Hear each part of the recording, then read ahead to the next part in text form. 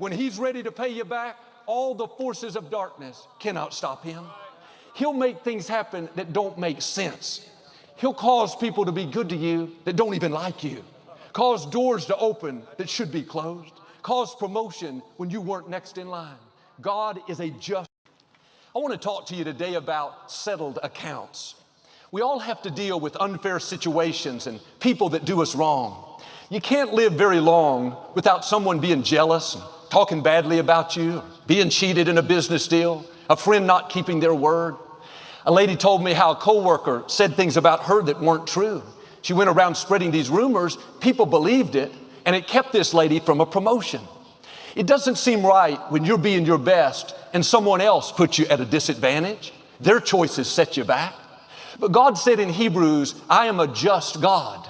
I will repay the exact compensation owed you. I will settle the accounts of my people. God sees what you're going through.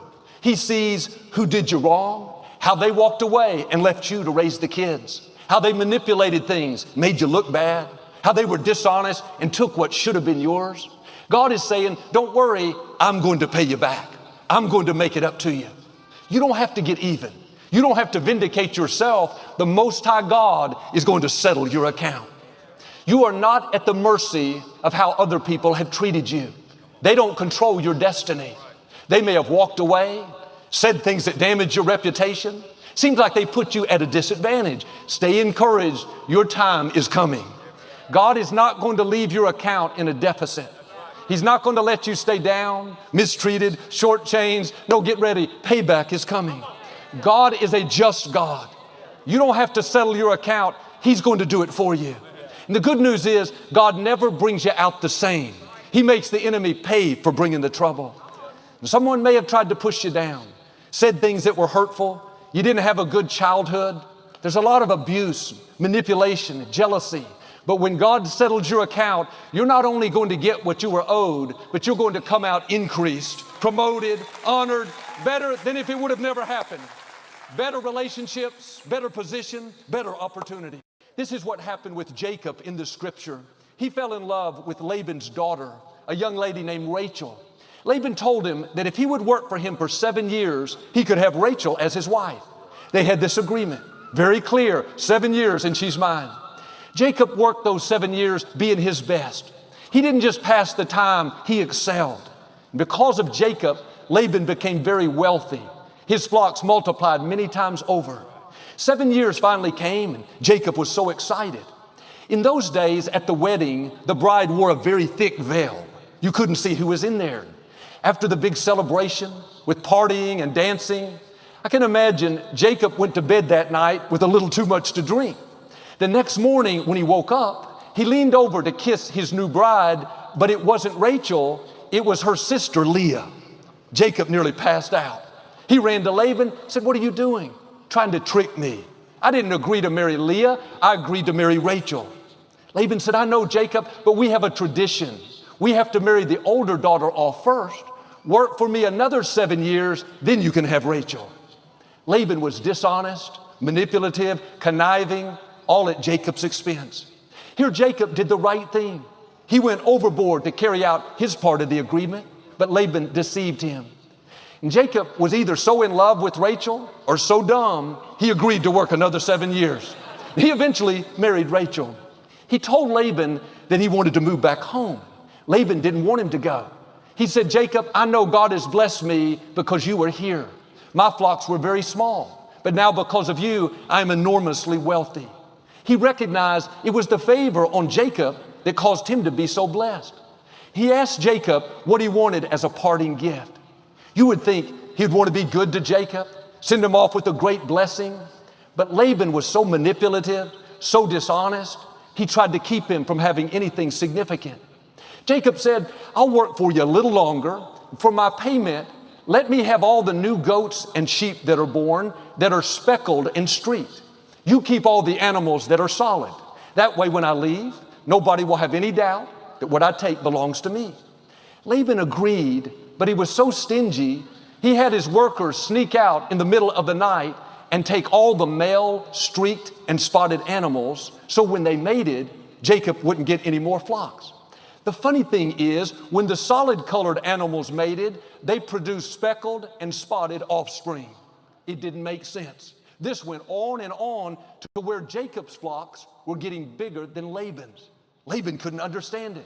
He said, Jacob, I've changed my mind. From now on, I get all the speckled and spotted animals. You get the solid colored ones.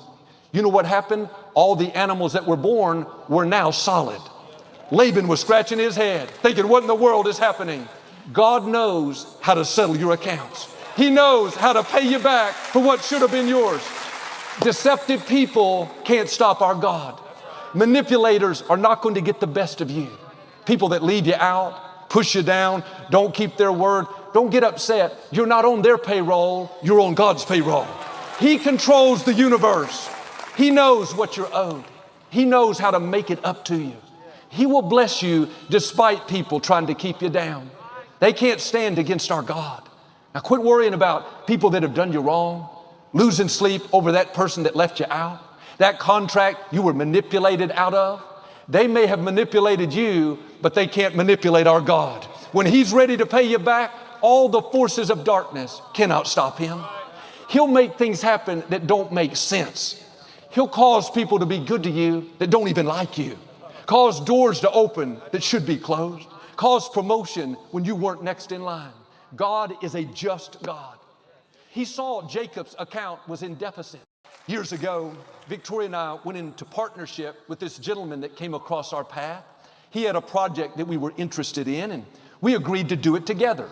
He would be a silent partner, and we would give the leadership and direction. We worked out a very fair contract. Everything we earned would be split. But when it came down to the operations, he wanted himself and several of his people to be on the payroll. We didn't need any of them. These weren't starting salaries, they were executive salaries. We were struggling to make ends meet, trying to get it off the ground. We talked to him a couple of times about how that wasn't what we agreed to. It would be better once we built it up, then we could take on more staff. But he was set in his ways. He wouldn't hear it. And rather than fight about it and get into a big argument, we just kept being our best, doing what we could, trusting God to do what we couldn't. If you don't understand that God will settle your accounts, then you'll get frustrated, try to get revenge, manipulate things. Let God pay you back. Trust Him when it's not fair. He sees exactly what's happening. That's why He told Jacob, I have seen all that Laban has done to you. That little detail could have been left out of the scripture, no big deal, but God had it recorded so we would know that He sees when it's unfair. He sees when you're being wronged. He sees when people are taking advantage of you. If you'll stay in faith and keep honoring Him, the time will come where He'll not only vindicate you, but He will honor you in front of those that tried to hold you back. He's preparing a table in the presence of your enemies. That means when you have enemies, when it's unfair, you're not being treated right, there's a table there. Instead of living frustrated, why don't you take a seat? Why don't you stay in peace and let God make your wrongs right? Our attitude should be, Father, thank you that you will settle my accounts. I know you are a just God. You will pay me back all that I'm owed. Several years went by and we just kept on doing the right thing. One day, out of the blue, this man called and asked if we would buy him out. He'd never given any indication that he didn't want to be a long-term partner. But for some reason, he suddenly changed his mind.